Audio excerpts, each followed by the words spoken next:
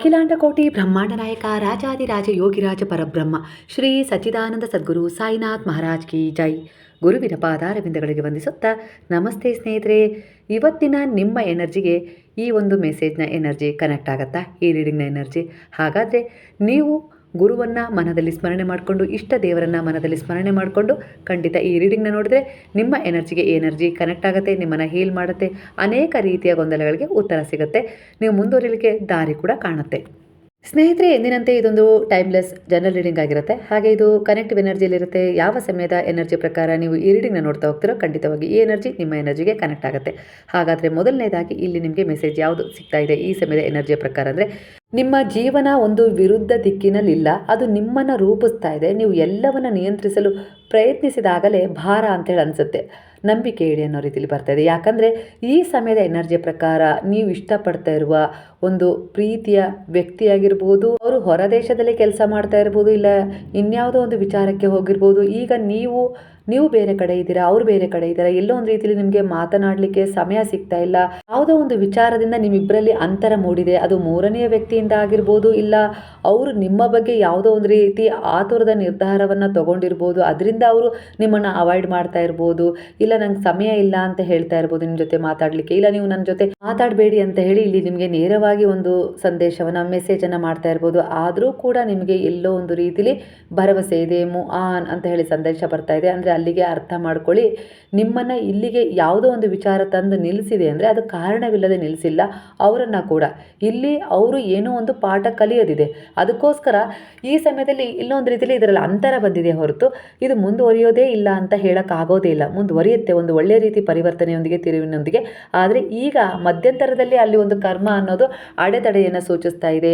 ಒಂದು ಏರಿಳಿತಗಳಿಂದ ಅವರು ಕೆಲವು ಪಾಠಗಳನ್ನು ಕಲಿಬೇಕು. ಅಲ್ಲಿಯವರೆಗೂ ನಿಮಗೆ ಸ್ವಲ್ಪ ಸಮಯ ಇರುತ್ತೆ. ನೀವು ಏನಾದರೂ ಸಾಧನೆ ಮಾಡಲಿಕ್ಕೆ, ನಿಮ್ಮನ್ನು ನೀವು ಗುರುತಿಸ್ಕೊಳ್ಳೋಕ್ಕೆ, ನಿಮ್ಮ ಪ್ಯಾಷನ್ ಅಂದರೆ ನಿಮ್ಮ ಕಲೆಯನ್ನು ಹೊರಹೊಮ್ಮಿಸ್ಲಿಕ್ಕೆ ಇದು ಒಂದು ಸಮಯ ಅಂಥೇಳಿ ನೀವು ಅದನ್ನು ಪಾಸಿಟಿವ್ ಆಗಿ ತಗೊಳ್ಳಿ. ಎಲ್ಲ ಸರಿ ಇತ್ತು, ಯಾಕೆ ಹೀಗಾಯಿತು, ಕೊಟ್ಟಿದ್ದನ್ನು ಯಾಕೆ ಕಿತ್ಕೊಂಡೆ ಭಗವಂತ ಅಂತೇಳಿ ಆ ಭಗವಂತನಲ್ಲಿ, ಗುರುವಿನಲ್ಲಿ ನೀವು ರೋದನೆ ಮಾಡೋದಕ್ಕಿಂತ ನಂಬಿಕೆ ಇಡಬೇಕು. ಸಂದೇಹ ಪಡೋದಕ್ಕಿಂತ ಏನೋ ಈ ಒಂದು ಅಂತರ ಬಂದಿದೆ ಅಂದರೆ ನನಗೇನೋ ಪಾಠ ಸಿಗ್ತಾ ಇದೆ, ಇಲ್ಲ ಅವರೇನೋ ಕಲಿಯೋದಿದೆ, ಒಟ್ಟಾರೆಯಾಗಿ ನೀವು ನಮ್ಮಿಬ್ಬರನ್ನ ಮತ್ತೆ ಸೇರಿಸ್ಬೇಕು ಅಂದರೆ ಹೇಗಾರು ಸೇರಿಸ್ತೀರ, ನಂಗೆ ನಂಬಿಕೆ ಇದೆ.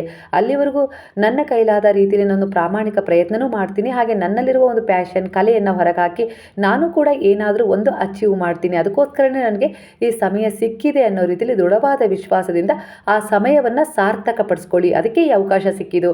ಇಲ್ಲಿ ಗ್ಯಾಪ್ ಆಗಿರೋದಕ್ಕೆ ಅದೇ ಕಾರಣ ತೋರಿಸ್ತಾ ಇದೆ. ಅದ್ರ ಜೊತೆಗೆ ಅವರೆಲ್ಲೋ ಒಂದು ರೀತಿಯಲ್ಲಿ ಪಾಠ ಕಲಿಬೇಕಾಗಿದೆ. ನಿಮ್ಮ ಬಗ್ಗೆ ಅವರಿಗೆ ಯಾವ ಅಭಿಪ್ರಾಯ ಮೂಡಿ ಅಂತರವನ್ನು ಕಾಯ್ಕೊಂಡಿದ್ದಾರೋ ಆ ಒಂದು ತಪ್ಪು ತಿಳುವಳಿಕೆಯಿಂದ ಅವ್ರು ಹೊರಗೆ ಬರಬೇಕು, ಬಂದೇ ಬರ್ತಾರೆ. ಯಾಕಂದರೆ ನಿಮ್ಮ ಒಂದು ಪಾಸಿಟಿವ್ ಎನರ್ಜಿ ಅವರನ್ನು ಬದಲಾಯಿಸುತ್ತೆ. ಅಷ್ಟೊಂದು ಶಕ್ತಿಯುತವಾಗಿದೆ ನಿಮ್ಮ ಪ್ರಾರ್ಥನೆ, ನಿಮ್ಮ ಒಂದು ಪೂಜೆ, ಅವರಿಗೋಸ್ಕರ ಒಂದು ಸಮರ್ಪಣಾ ಭಾವ, ಅವರ ಮೇಲಿಟ್ಟಿರುವ ಒಂದು ವಿಶ್ವಾಸ, ಪ್ರೀತಿ ಅವರನ್ನು ಬದಲಾಯಿಸುತ್ತೆ ಅನ್ನೋ ರೀತಿಯಲ್ಲಿ ಕಾಣಿಸ್ತಾ ಇದೆ. ನಂಬಿಕೆ ಕಳ್ಕೊಳ್ಳೋದಲ್ಲ, ನಂಬಿಕೆ ಇಡುವ ಸಂದರ್ಭ ಇದು. ಹಾಗಾಗಿ ನಿಮ್ಮ ಒಂದು ಕರ್ತವ್ಯವನ್ನು, ಜವಾಬ್ದಾರಿಯನ್ನು ನೀವು ಮರಿಬೇಡಿ. ಮುಂದೆ ಹೋಗಿ. ನಿಮ್ಮ ಜೀವನವೂ ಕೂಡ ಇಲ್ಲಿ ಒಂದು ಬದಲಾವಣೆಯನ್ನು ಕಾಣುವ ಅವಶ್ಯಕತೆ ಇದೆ. ಅದರ ಸಿದ್ಧತೆಗೋಸ್ಕರ ಇದು ನಡೆದಿರ್ಬೋದು. ಇಲ್ಲಿ ಒಂದು ಗ್ಯಾಪ್ ಆಗಿದೆ ಅಂದರೆ ಅದಕ್ಕೊಂದು ಬಲವಾದ ಕಾರಣ ಇದೆ. ಆ ಕಾರಣ ನಿಮಗೆ ಕಾಣ್ತಾ ಇಲ್ಲ. ಹಾಗಾಗಿ ನಿಮಗೆ ಕಾಣದ ವಿಚಾರವನ್ನು ಗುರುವಿನ ಪಾದಗಳಲ್ಲಿ ನೀವು ಸಮರ್ಪಣೆ ಮಾಡಿದಾಗ ಅದರಲ್ಲಿ ನಿಮಗೆ ಒಂದು ಪರಿವರ್ತನೆ ಸಿಗುತ್ತೆ. ಒಂದು ಸಮರ್ಪಣೆ ಆಗದ ಹೊರತು, ಶರಣಾಗತಿ ಆಗದ ಹೊರತು ನಿಮ್ಮ ಜೀವನದಲ್ಲಿ ಒಂದು ಬದಲಾವಣೆ ಆಗೋದು ತುಂಬ ತಡ ಆಗುತ್ತೆ. ಯಾಕಂದರೆ ನಾನು ಒಬ್ಬನೇ ಹೋಗಿ ಎಲ್ಲ ಸರಿಪಡಿಸ್ಕೊಳ್ತೀನಿ ಅಂದರೆ ಆಗೋದಿಲ್ಲ. ಅದಕ್ಕಿಂತ ಒಬ್ಬರು ಗುರುವಿನ ಜೊತೆ ನೀವು ಹೋದರೆ ನಿಮಗೆ ಬೇಗ ಏನು ಪಡ್ಕೊಳ್ಬೇಕು ಅಂತಿದ್ರೋ ಅದರಲ್ಲಿ ದಾರಿ ಸುಗಮವಾಗುತ್ತೆ. ಆ ದಾರಿ ಕೂಡ ಸ್ವಚ್ಛಗೊಳಿಸಿ ಕೊಡ್ತಾ ಹೋಗ್ತಾರೆ. ಒಂದು ಮಾರ್ಗದರ್ಶನ ಸಿಗ್ತಾ ಹೋಗುತ್ತೆ. ಹಾಗೆ ಒಬ್ಬರು ಜೊತೆ ಕೂಡ ಸಿಗ್ತಾ ಹೋಗ್ತಾರೆ.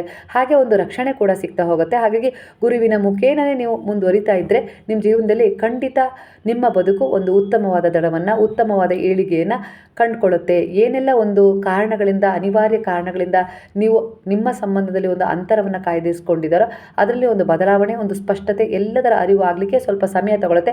ಸ್ಟೆಪ್ ಬೈ ಸ್ಟೆಪ್ ನಿಮ್ಮ ಜೀವನ ಸುಧಾರಿಸುತ್ತೆ ಅನ್ನೋ ರೀತಿಯಲ್ಲಿ ಕಾಣಿಸ್ತಾ ಇದೆ.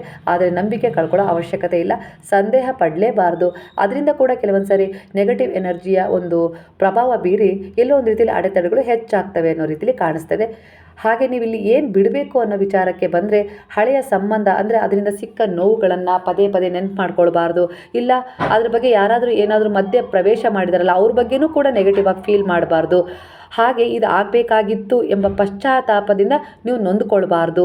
ಭಯದಿಂದ ತೆಗೆದುಕೊಂಡ ನಿರ್ಧಾರಗಳು ಎಲ್ಲೋ ಒಂದು ರೀತಿಲಿ ನಿಮ್ಮ ಜೀವನದಲ್ಲಿ ಒಂದು ಅಡೆತಡೆಯನ್ನು ತರ್ತವೆ ಅನ್ನೋ ರೀತಿಲಿ ಕಾಣಿಸ್ತಾ ಇದೆ. ಇದು ವೈಯಕ್ತಿಕ ಸಂಬಂಧ ಇಲ್ಲ ಪ್ರೇಮದ ವಿಚಾರದಲ್ಲಿ ಆಗಿರ್ಬೋದು. ಈ ರೀತಿ ರೆಸೊನೇಟ್ ಆಗ್ತಾ ಇದೆ ನಿಮ್ಮ ಈಗಿನ ಮನಸ್ಥಿತಿಗೆ. ನಿಮ್ಮ ಆತ್ಮಶಕ್ತಿಯನ್ನು ಹೆಚ್ಚಿಸ್ಕೊಳ್ಬೇಕು. ಹೊಸ ಆರಂಭದ ಅವಕಾಶ ನಿಮಗೆ ಸಿಕ್ಕೇ ಸಿಗುತ್ತೆ. ಯಾಕಂದರೆ ಈಗ ನೀವು ಕೊನೆ ಅಂತ ಹೇಳಿ ಅಂದ್ಕೊಂಡಿದ್ದೀರಲ್ಲ, ಇದು ಕೊನೆಯಲ್ಲ, ಇದೇ ನಿಮ್ಮ ಆರಂಭ ಅಂತ ಇಲ್ಲಿ ಗುರು ನಿಮಗೆ ಸೂಚನೆ ಕೊಡ್ತಾ ಇದ್ದಾರೆ. ಹಾಗಾಗಿ ನಿಮ್ಮೊಳಗಿನ ಶಾಂತವಾದ ಧ್ವನಿಯನ್ನು ನೀವು ಕೇಳಿದಾಗ ನೀವು ಒಳ್ಳೆಯ ನಿರ್ಧಾರಗಳನ್ನ ತಗೊಳ್ಳೋಕ್ಕೆ ಅದು ಸಾಧ್ಯ ಮಾಡಿಕೊಡುತ್ತೆ.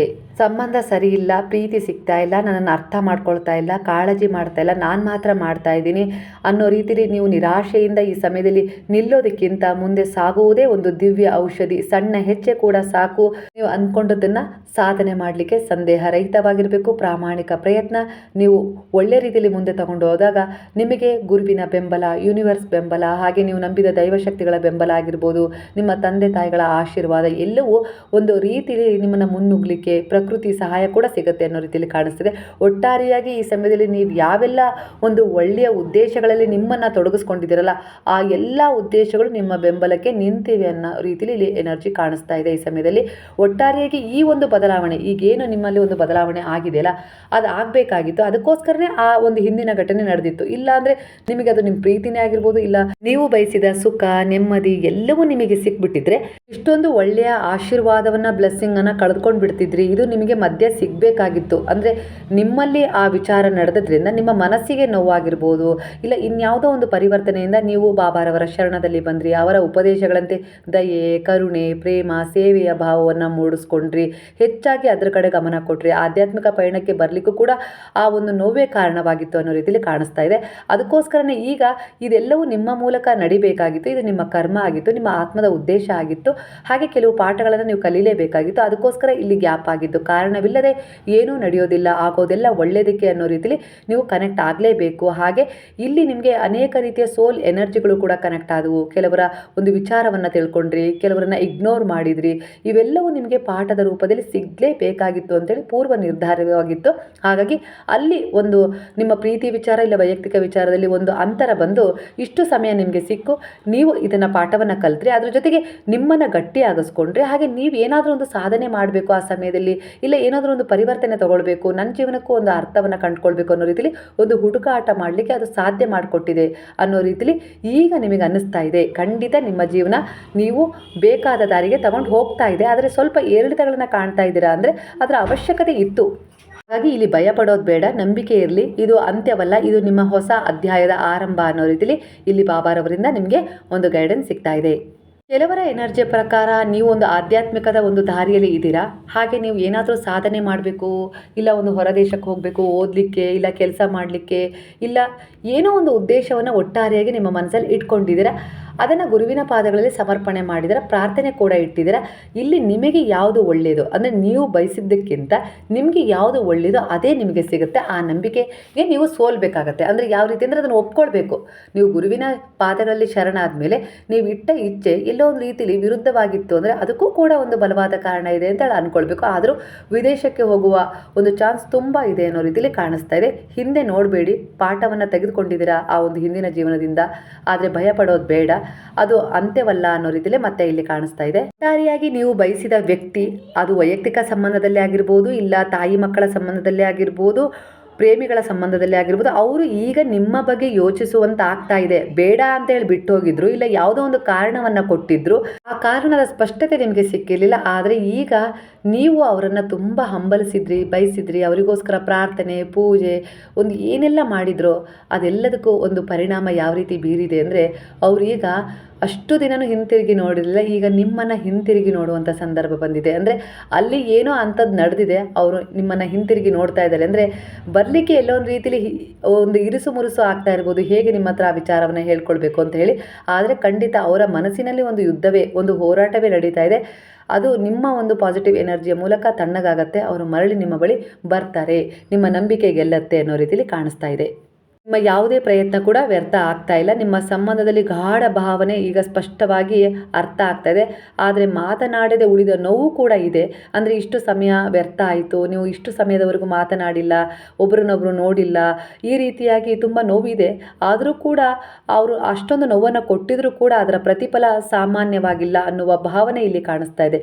ಅಂದರೆ ಶಾಶ್ವತವಾಗಿ ಒಂದು ಸಂಬಂಧದಲ್ಲಿ ನೀವಿಬ್ಬರು ಒಂದಾಗ್ತೀರಾ, ಅಲ್ಲಿಗೆ ಆ ಅಂತರ ಏನಾಗಿತ್ತಲ್ಲ ಅದು ಎಲ್ಲೋ ಒಂದು ರೀತಿಲಿ ಒಂದು ಪಾಠ ಇಲ್ಲ ಒಂದು ತುಂಬ ಒಂದು ಅಂದರೆ ಬಹಳ ದಿನಗಳ ನಂತರ ಏನಾದರೂ ನಮಗೆ ಸಿಕ್ಕಾಗ ಅದು ಎಷ್ಟು ನಮಗೆ ಸಂತೋಷ ಕೊಡುತ್ತಲ್ಲ ಆ ರೀತಿ ನೀವು ಅನುಭವಕ್ಕೆ ಒಳಗಾಗ್ತೀರಾ. ಸೋಲ್ ಎನರ್ಜಿಗಳು ಕೂಡ ನಿಮಗೆ ಸಹಾಯ ಮಾಡ್ತಾ ಇದ್ದಾವೆ ಅನ್ನೋ ರೀತಿಯಲ್ಲಿ ಕಾಣಿಸ್ತಾ ಇದೆ.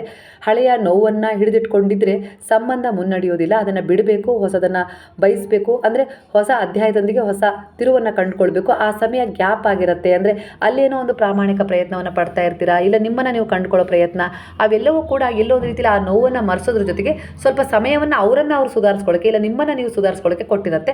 ಅಲ್ಲಿಗೆ ಒಂದು ರೀತಿಯಲ್ಲಿ ಹೊಂದಾಣಿಕೆ ಮಾಡ್ಕೊಳ್ಳೋಕ್ಕೆ ಮತ್ತೊಂದು ಅವಕಾಶ ಕೊಡುತ್ತೆ ಸಮಯ ಅನ್ನೋದು ಕಾಣಿಸ್ತಾ ಇದೆ.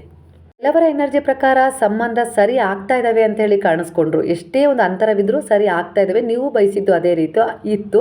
ಆದರೆ ಕೆಲವರ ಎನರ್ಜಿ ಪ್ರಕಾರ ಸಂಬಂಧಗಳು ರಿಲೀಸ್ ಆಗ್ತವೆ. ಅಂದರೆ ಸಂಬಂಧದಿಂದ ನೀವು ಹೊರಗೆ ಬರ್ಬೋದು, ಇಲ್ಲ ಅವ್ರು ಹೊರಗೆ ಹೋಗ್ಬೋದು ಅನ್ನೋ ರೀತಿಯಲ್ಲಿ ಕಾಣಿಸ್ತಾ ಇದೆ. ವಾಸ್ತವ ಸತ್ಯವನ್ನು ಅರ್ಥ ಮಾಡ್ಕೊಳ್ಳಿ, ನಿಮ್ಮ ಮೌಲ್ಯವನ್ನು ಕಡಿಮೆ ಮಾಡ್ಕೊಳ್ಬೇಡಿ ಅನ್ನೋ ರೀತಿಯಲ್ಲಿ ಕಾಣಿಸ್ತಾ ಇದೆ. ಒಂದು ಪ್ರೀತಿಗಾಗಿರ್ಬೋದು, ಇಲ್ಲ ಅವ್ರಿಗೆ ಇಷ್ಟ ಇಲ್ಲ ಆದರೂ ನಿಮ್ಗೆ ಬೇಕೇ ಬೇಕು ಅನ್ನೋ ಹಂಬಲದಿಂದ ನಿಮ್ಮ ಮೌಲ್ಯವನ್ನು ಕಡಿಮೆ ಮಾಡ್ಕೊಳ್ಬೇಡಿ ಅನ್ನೋ ರೀತಿಯಲ್ಲಿ ಕೂಡ ಇಲ್ಲಿ ಒಂದು ಸಜೆಷನ್ ಸಿಗ್ತಾ ಇದೆ.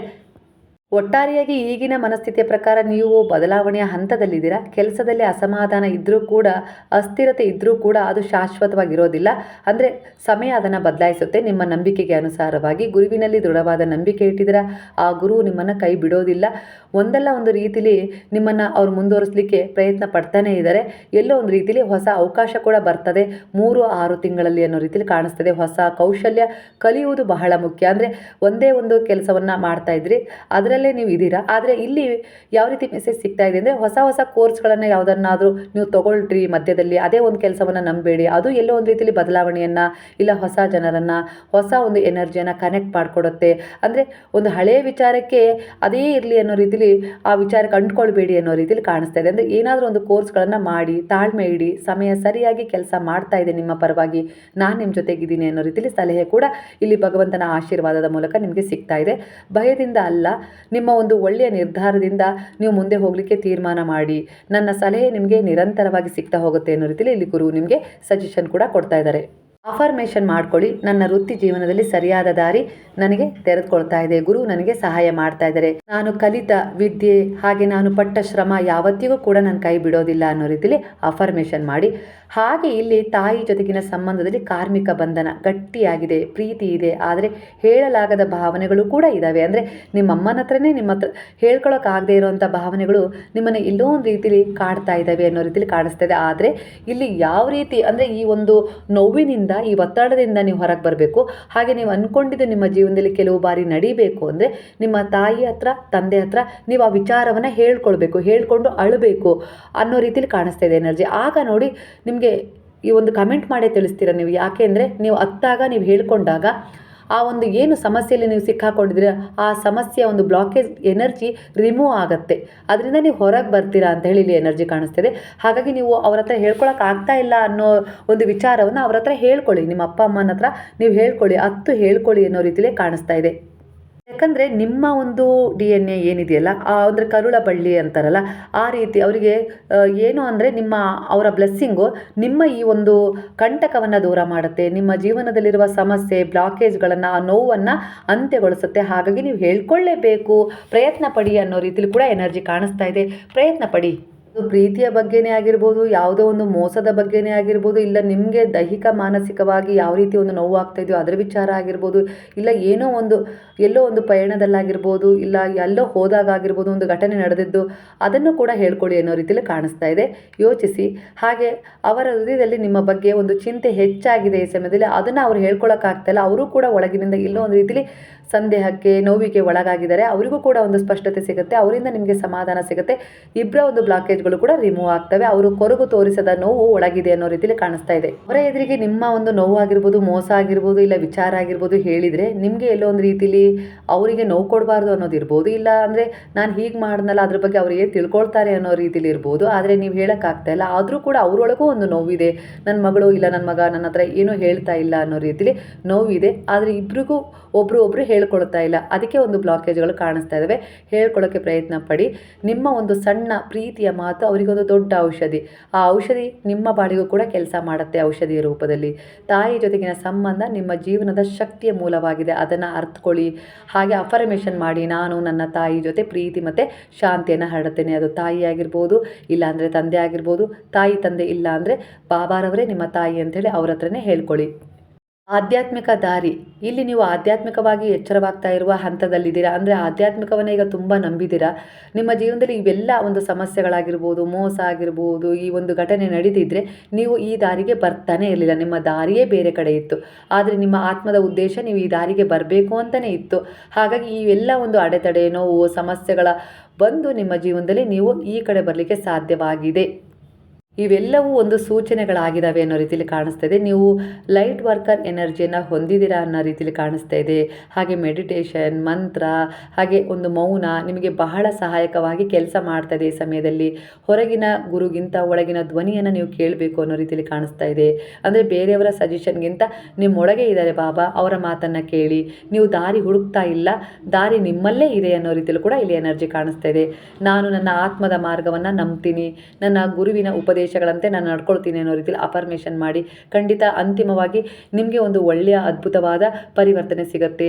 Move on the with trust ಅಂತ ಹೇಳಿ ಬರ್ತಾ ಇದೆ. ನಂಬಿದ ಗುರುವಿನ ಮೇಲೆ, ನೀವು ನಂಬಿದ ದೈವಶಕ್ತಿಗಳ ಮೇಲೆ, ಹಾಗೆ ನಿಮ್ಮ ಮೇಲೆ, ನಿಮ್ಮ ಒಂದು ನಿಷ್ಠೆಯ ಮೇಲೆ, ನಿಮ್ಮ ಒಂದು ಉದ್ದೇಶದ ಮೇಲೆ, ನಿಮ್ಮ ಒಂದು ಪ್ರಾಮಾಣಿಕತ್ವದ ಮೇಲೆ ನಂಬಿಕೆ ಇಡಿ. ಅನೇಕ ರೀತಿಯ ತಪ್ಪುಗಳು ಆಗಿದ್ದಾವೆ, ಇಲ್ಲ ಅಂತಲ್ಲ. ಆದರೆ ಪಶ್ಚಾತ್ತಾಪ ಪಟ್ಟಿದ್ದೀರಾ, ಅದರಿಂದ ಹೊರಗೂ ಕೂಡ ಬಂದಿದ್ದೀರಾ.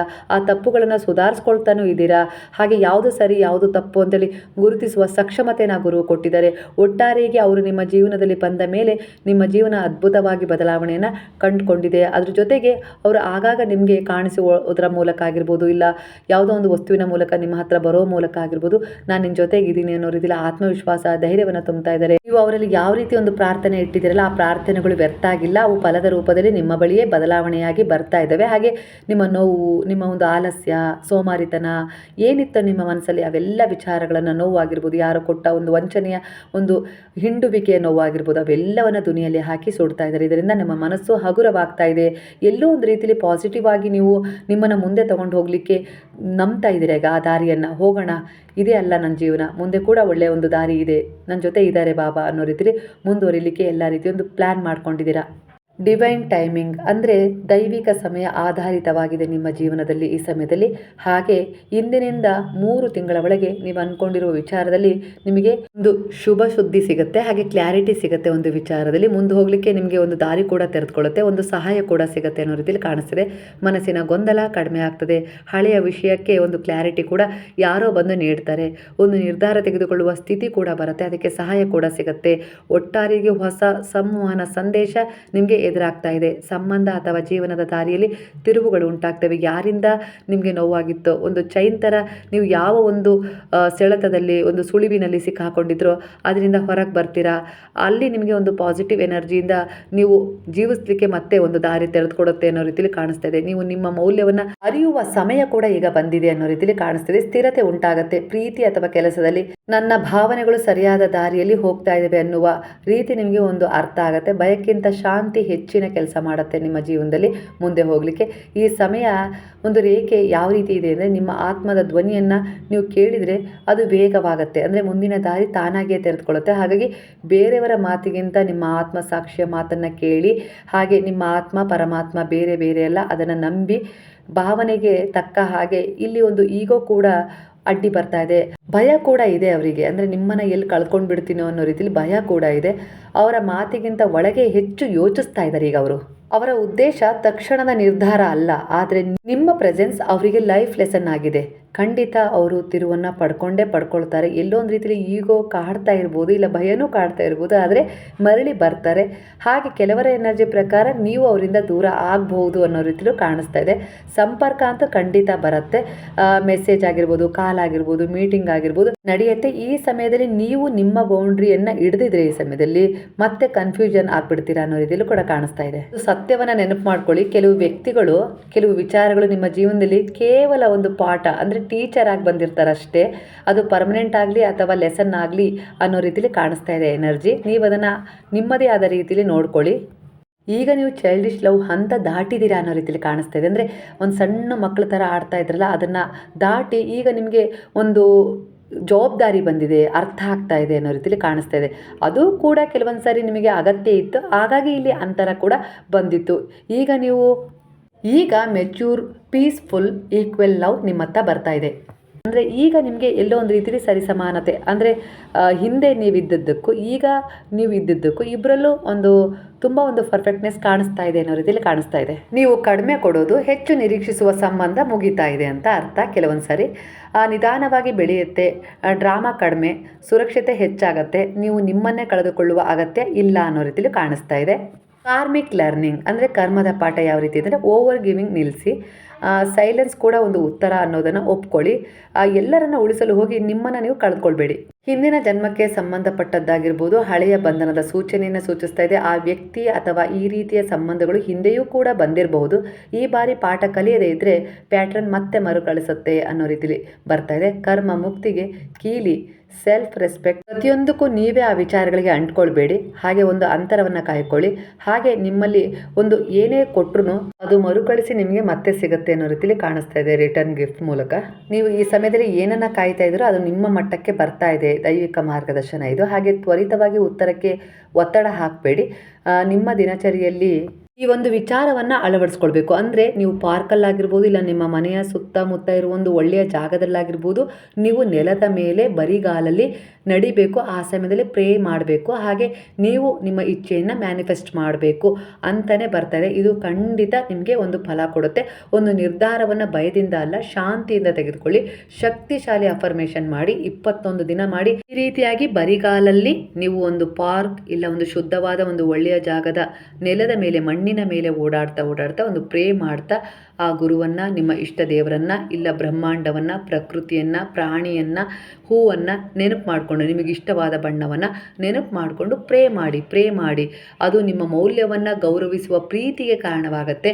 ಹಾಗೆ ನೀವು ಏನು ಬಯಸ್ತಿದ್ರೆ ಉತ್ತಮವಾದ ಕೆಲಸ, ಆ ಜಾಗದಲ್ಲಿ ನಿಮಗೆ ಉತ್ತಮವಾದ ಗೌರವ, ಒಂದು ಮಾನ್ಯತೆ, ಒಂದು ಸಂಬಳ ಹೆಚ್ಚಾಗಿರ್ಬೋದು, ಈ ರೀತಿಯಾಗಿ ಒಂದು ತಾಯ್ತನದ ಸುಖ, ಮದುವೆ, ಇವೆಲ್ಲದಕ್ಕೂ ಸಂಬಂಧಪಟ್ಟಿರುತ್ತೆ. ನೀವು ಯಾವ ವಿಚಾರವನ್ನು ಇಟ್ಕೊಂಡು ಅಫರ್ಮೇಷನ್ ಮಾಡ್ತೀರೋ ಅದು ನಿಮ್ಮನ್ನು ಗೌರವಿಸುತ್ತೆ. ಅಂದರೆ ಆ ಒಂದು ಸ್ಥಾನಕ್ಕೆ ನಿಮ್ಮನ್ನು ಕೊಂಡೊಯ್ಯುತ್ತೆ. ಇದೇ ರೀತಿ ಒಂದು ಅಫರ್ಮೇಷನ್ ಮಾಡಬೇಕು ಅನ್ನೋ ರೀತಿಲಿ ಇಲ್ಲಿ ವಿಚಾರ ತುಂಬ ಪಾಸಿಟಿವ್ ಆಗಿ ಕ್ಲೈಮ್ ಆಗ್ತಾ ಇದೆ. ಈ ಸಮಯದಲ್ಲೂ ಕೂಡ ನಿಮ್ಮ ಜೀವನದಲ್ಲಿ ಯಾರಾದರೂ ಉಳಿದಿದ್ದಾರೆ ಅಂದರೆ ಅದು ಸತ್ಯದಿಂದ, ಅಂದರೆ ಒಳ್ಳೆಯವರು, ನಿಮ್ಮ ಕಾಳಜಿ ಮಾಡೋರು. ನೀವು ಏನೇ ಆದರೂ ಏನೇ ಮಾಡಿದರೂ ಅವರಿಗೆ ನೀವು ಬೇಕು, ಇಲ್ಲ ನಿಮ್ಮ ಮೇಲಿರುವ ಪ್ರೀತಿ, ಗೌರವ, ಕಾಳಜಿಯಿಂದ ಅವರು ನಿಮ್ಮ ಜೀವನದಲ್ಲಿ ಉಳಿದಿದ್ದಾರೆ ಅನ್ನೋ ರೀತಿಲಿ ಕಾಣಿಸ್ತಾ ಇದೆ. ಹೋದರೆ ಅದು ಕರ್ಮ ಮುಕ್ತಿಯಿಂದ ಹೋಗ್ಬೋದು ಅವರು ಅನ್ನೋ ರೀತಿಲೂ ಕಾಣಿಸ್ತಾ ಇದೆ. ನಿಮ್ಮ ಈಗಿನ ಪ್ರಸ್ತುತ ಎನರ್ಜಿ ಅದು ಒಂದು ಡಿವೈನ್ ಟೈಮಿಂಗ್ಗೆ ಕನೆಕ್ಟ್ ಆಗಿದೆ. ಅದು ಗುರುವಿನ ಎನರ್ಜಿಗಿರ್ಬೋದು, ಇಲ್ಲ ನೀವು ನಂಬಿದ ದೇವಿ ಶಕ್ತಿಯ ಎನರ್ಜಿಗಿರ್ಬೋದು, ಇಲ್ಲ ನಿಮ್ಮ ಕುಲದೇವರ ಎನರ್ಜಿಗೆ ಕನೆಕ್ಟ್ ಆಗಿದೆ ಅನ್ನೋ ರೀತಿಯಲ್ಲಿ ಕಾಣಿಸ್ತಾ ಇದೆ. ನಿಮ್ಮ ಪಿತೃಗಳ ಆಶೀರ್ವಾದ ಕೂಡ ಈ ಸಮಯದಲ್ಲಿ ನಿಮಗೆ ಉತ್ತಮವಾಗಿ ಸಿಗ್ತಾ ಇದೆ ಅನ್ನೋ ರೀತಿಯಲ್ಲಿ ಕಾಣಿಸ್ತಾ ಇದೆ. ಅದರಿಂದ ಮುಂದಿನ 1 ಅಥವಾ 3 ತಿಂಗಳು ಹಳೆಯ ಸಂಬಂಧದ ಎನರ್ಜಿ ನಿಧಾನವಾಗಿ ಕಡಿಮೆ ಆಗುತ್ತೆ. ಅದು ದ್ವೇಷ ಮಾಡೋರಾಗಿರ್ಬೋದು, ನಿಮ್ಮ ಹಿಂದೆ ಇದ್ದು ಇಲ್ಲ ನಿಮ್ಮ ಜೊತೆಗೇ ಇದ್ದು ನಿಮಗೆ ಏನಾದರೂ ಕೆಟ್ಟದನ್ನು ಬಯಸ್ತಾ ಇದ್ರು ಅಂದರೆ ಅವರು ನಿಮ್ಮಿಂದ ದೂರ ಆಗ್ತಾರೆ. ಅದು ಹೇಗಾಗ್ತಾರೋ ಆ ಭಗವಂತನ ನಿರ್ಧಾರದ ಮೇಲೆ ಅದು ನಡೆಯುತ್ತೆ ಅನ್ನೋ ರೀತಿಯಲ್ಲಿ ಕಾಣಿಸ್ತದೆ. ಅಂದರೆ ನಿಮ್ಮ ಜೊತೆಗೆ ಇದ್ದು ನಿಮ್ಮಿಂದ ಒಳ್ಳೆಯದನ್ನು ಪಡ್ಕೊಂಡು ನಿಮಗೆ ಎಲ್ಲೋ ಒಂದು ರೀತಿಯಲ್ಲಿ ಅವರು ಕೆಟ್ಟದ್ದು ಮಾಡ್ತಾಯಿದ್ರು ಅಂಥವರ ಎನರ್ಜಿ ನಿಧಾನವಾಗಿ ದೂರ ಆಗುತ್ತೆ, ಕಡಿಮೆ ಆಗುತ್ತೆ. ಅದು ದೈವ ನಿರ್ಣಯ ಅನ್ನೋ ರೀತಿಯಲ್ಲಿ ಕಾಣಿಸ್ತಾ ಇದೆ. ನಿಮ್ಮ ಮನಸ್ಸಿನಲ್ಲಿ ಒಂದು ಸ್ಪಷ್ಟತೆ ಖಂಡಿತ ಸಿಗುತ್ತೆ. ಒಂದು ಸತ್ಯವನ್ನು ಒಪ್ಪಿಕೊಳ್ಳುವ ಹಂತ ಕೂಡ ಬರುತ್ತೆ. ನೀವು ಒಪ್ಕೊಳ್ಳೇಬೇಕು. ಹೊಸ ವ್ಯಕ್ತಿ ಅಥವಾ ಹಳೆಯ ವ್ಯಕ್ತಿಯ ಮೆಚ್ಯೂರ್ ಅಪ್ರೋಚ್ ಕೂಡ ನಿಮಗೆ ಕನೆಕ್ಟ್ ಆಗ್ಬೋದು. ಸ್ಪಷ್ಟ ಒಂದು ಕ್ಲಾರಿಟಿ ಸಿಗುತ್ತೆ, ಮಾತುಕತೆ ಆಗತ್ತೆ, ನಿಮ್ಮಿಬ್ಬರ ಮಧ್ಯೆ ಸಂಬಂಧ ದಿಕ್ಕು ನಿರ್ಧಾರವಾಗುತ್ತೆ, ಸ್ಥಿರವಾದ ಸಂಬಂಧ ಆರಂಭವಾಗುತ್ತೆ. ಕುಟುಂಬದ ಅಂದರೆ ವೈಯಕ್ತಿಕವಾದ ವಿಚಾರಗಳಲ್ಲಿ ಒಂದು ವೈಯಕ್ತಿಕ ಸಂಬಂಧದಲ್ಲಿ ಮಾತುಕತೆ, ಗಂಭೀರವಾದ ಒಂದು ಯೋಚನೆ ನಡೆಯುತ್ತೆ. ಇದೇ ಸರಿಯಾದ ವ್ಯಕ್ತಿ ಅನ್ನುವ ನಿಮಗೆ ಒಂದು ಅನುಭವ, ಒಂದು ಫೀಲ್ ಆಗುತ್ತೆ. ದೀರ್ಘಕಾಲದ ಒಂದು ಕಾಯಿಲೆಯಿಂದ ಹೊರಗೆ ಬರ್ತೀರಾ ಅನ್ನೋ ರೀತಿಯಲ್ಲಿ ಎನರ್ಜಿ ಕಾಣಿಸ್ತಾ ಇದೆ. ಅದು ಕೂಡ ಈಗಿನ ಒಂದು ಧ್ಯಾನ, ಈಗಿನ ಒಂದು ನಿಮ್ಮ ಒಂದು ಮ್ಯಾನಿಫೆಸ್ಟ್ ಆಗಿರ್ಬೋದು, ಇಲ್ಲ ಅಂದರೆ ಒಂದು ಪ್ರಾರ್ಥನೆ, ಇವೆಲ್ಲವೂ ಎಲ್ಲೋ ಒಂದು ರೀತಿಯಲ್ಲಿ ನೀವು ಎದ್ದೇಳೋಕ್ಕಾಗದೇ ಇದ್ದರೂ ಕೂಡ ಎದ್ದು ಬಾಬಾರವರ ಮಂದಿರಕ್ಕೆ ಹೋಗೋದು, ಅವರ ಉದಿಯ ಧಾರಣೆ, ಉದಿಯ ಸೇವನೆ, ಇದೆಲ್ಲದರಿಂದನೂ ನಿಮ್ಮ ಜೀವನದಲ್ಲಿ ದೀರ್ಘವಾದ ಒಂದು ಕಾಯಿಲೆಯಿಂದ ಹೊರಗೆ ಬರ್ತೀರಾ ಅನ್ನೋ ರೀತಿಯಲ್ಲಿ ಕಾಣಿಸ್ತಾ ಇದೆ. ಎಲ್ಲೋ ಒಬ್ಬರ ಸಹಾಯ ಕೂಡ ನಿಮಗೆ ಸಿಗುತ್ತೆ, ನಿಮ್ಮ ಗ್ರೋತ್ಗೆ ಸಪೋರ್ಟ್ ಮಾಡ್ತಾರೆ. ನಿಮ್ಮ ಜೀವನದ ಮೇಲೆ ನಿಮಗಾಗಿರ್ಬೋದು, ಇಲ್ಲ ನಿಮ್ಮ ಎದುರಿಗಿರೋರು ನಿಮ್ಮ ಬಗ್ಗೆ ಒಂದು ಅಭಿಪ್ರಾಯವನ್ನು ಬದಲಾವಣೆ ಮಾಡ್ಕೊಳ್ತಾ ಇದ್ದಾರೆ. ಯಾವ ರೀತಿ ಅಂದರೆ ಒಂದು ನಂಬಿಕೆ ಮತ್ತು ಒಂದು ರೆಸ್ಪೆಕ್ಟ್ ಕೊಡುವ ಮೂಲಕ ಅನ್ನೋ ರೀತಿಯಲ್ಲಿ ಕಾಣಿಸ್ತಾ ಇದೆ. ಅಂದರೆ ಒಂದು ಎನರ್ಜಿ ಇಲ್ಲಿ ಕನ್ವರ್ಟ್ ಆಗ್ತಾ ಇದೆ. ಯಾವುದೇ ಒಂದು ವಿಚಾರ ಆಗಿರ್ಬೋದು, ಒಂದು ಸಂಬಂಧ ಆಗಿರ್ಬೋದು, ಒಂದು ಪ್ರೀತಿ ಆಗಿರ್ಬೋದು, ಒಂದು ಕೆಲಸ ಆಗಿರ್ಬೋದು, ಇನ್ಯಾವುದೇ ರೀತಿ ಒಂದು ವಿಚಾರ ಆಗಿರ್ಬೋದು, ತಾಯಿ ಮಕ್ಕಳ ಸಂಬಂಧ, ಇಲ್ಲ ಒಂದು ವಿವಾಹದ ಸಂಬಂಧವೇ ಆಗಿರ್ಬೋದು, ಅಲ್ಲಿ ನಿಮ್ಮನ್ನು ನೀವು ಕಳೆದುಕೊಳ್ತಾ ಇಲ್ಲ, ನಿಮ್ಮನ್ನು ನೀವು ಇನ್ನಷ್ಟು ಕಂಡುಕೊಳ್ತಾ ಇದ್ದೀರಾ. ಅದಕ್ಕೆ ಈ ಸಮಯದ ಒಂದು ಗ್ಯಾಪ್ ಆಗ್ತಾ ಇರೋದು ಅನ್ನೋ ರೀತಿಲಿ ಕಾಣಿಸ್ತಾ ಇದೆ. ಹಾಗೆ ಆದಷ್ಟು ಬೇಗನೆ ನೀವು ಕೆಲವೊಂದು ದೇವಸ್ಥಾನಗಳಿಗೆ ಭೇಟಿ ನೀಡ್ತೀರಾ. ನಿಮ್ಮ ವ್ಯಕ್ತಿತ್ವವನ್ನು ನೀವೇ ಕುಳಿತು ಜಡ್ಜ್ ಮಾಡ್ಕೊಳ್ಬೇಡಿ, ಅದು ಕೂಡ ನೆಗೆಟಿವ್ ಆಗಿ ಅನ್ನೋ ರೀತಿಲಿ ಕಾಣಿಸ್ತಾ ಇದೆ. ಒಟ್ಟಾರೆಯಾಗಿ ಒಂದು ಒಳ್ಳೆಯ ಸಮಯ ಅಂತೂ ಶುರುವಾಗಿದೆ. ಯಾಕಂದರೆ ಈ ಸಮಯ ಗುರು ನಿಮ್ಮ ಜೊತೆಗಿದ್ದಾರೆ. ಹಾಗಾಗಿ ನಿಮ್ಮ ಸಮಯ ಉತ್ತಮವಾಗಿದೆ. ಅವರು ಮಾರ್ಗದರ್ಶನ ನಿಮಗೆ ಹಂತ ಹಂತವಾಗಿ ಸಿಗ್ತಾ ಇರೋದ್ರಿಂದ ನೀವು ಸರಿಯಾದ ನಿರ್ಧಾರಗಳನ್ನು, ದಾರಿಯನ್ನೇ ಅನುಸರಿಸ್ತೀರಾ ಅನ್ನೋ ರೀತಿಯಲ್ಲಿ ಕಾಣಿಸ್ತಾ ಇದೆ. ಇವತ್ತಿನ ಸಾಯಿ ಟ್ಯಾರೋ ರೀಡಿಂಗ್ನ ಮೆಸೇಜ್ ನಿಮ್ಮ ಜೀವನಕ್ಕೆ ಹತ್ತಿರವಾಗಿದ್ದರೆ ಕೃತಜ್ಞತಾಪೂರ್ವಕವಾಗಿ ಸಾಯಿರಾಮ್ ಅಂತ ಹೇಳಿ ಕಮೆಂಟ್ ಮಾಡೋದನ್ನು ಮರಿಬೇಡಿ. ಹಾಗಾದರೆ ಎಲ್ಲರೂ ಸೇರಿ ಹೇಳೋಣ, ಹರೇ ರಾಮ ರಾಮ ರಾಮ ಹರೇ ಹರೇ, ಹರೇ ಕೃಷ್ಣ ಕೃಷ್ಣ ಕೃಷ್ಣ ಹರೇ ಹರೇ, ಹರೇ ಸಾಯಿ ಸಾಯಿ ಸಾಯಿ ಹರೇ ಹರೇ, ಹರೇ ಬಾಬಾ ಬಾಬಾ ಬಾಬಾ ಹರೇ ಹರೇ, ಹರೇ ದತ್ತ ದತ್ತ ದತ್ತ ಹರೇ ಹರೇ.